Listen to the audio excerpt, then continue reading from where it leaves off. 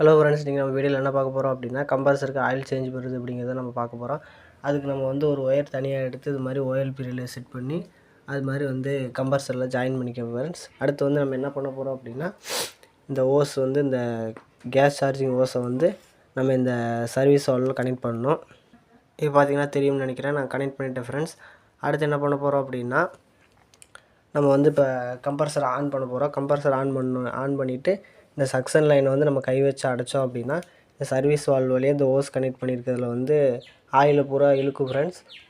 இது மூலிமா நம்ம கம்ப்ரஸருக்கு ஈஸியாக ஆயில் சேஞ்ச் பண்ணிக்கலாம். வாங்க அதை எப்படி பண்ணலாங்கிறத இந்த வீடியோவில் முழுமையாக காட்டுறேன்.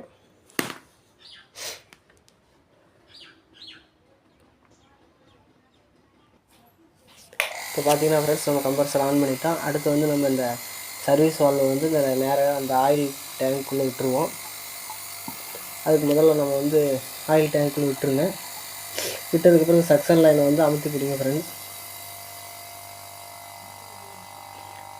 ஆயில் வந்து இன்ஜெக்ட் ஆகுது, உங்களுக்கு தெரியும்னு நினைக்கிறேன்.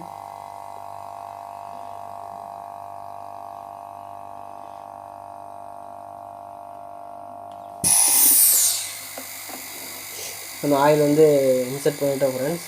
இப்போ பார்த்தீங்கன்னா தெரியும்னு நினைக்கிறேன். முன்னே வந்து இவ்வளோ அளவு இருந்தது, இப்போ இவ்வளோ அளவு தான் இருக்குது. இந்த வழி இது மாதிரி ஆயில் வந்து சேஞ்ச் பண்ணிக்கங்க ஃப்ரெண்ட்ஸ், ஈஸியாக இருக்கும். மறக்காமல் உங்கள் ஃப்ரெண்ட்ஸுக்கு எல்லாத்துக்கும் இந்த வீடியோவை ஷேர் பண்ணிங்க ஃப்ரெண்ட்ஸ். மறக்காமல் நம்ம சேனலை சப்ஸ்கிரைப் பண்ணிக்கோங்க.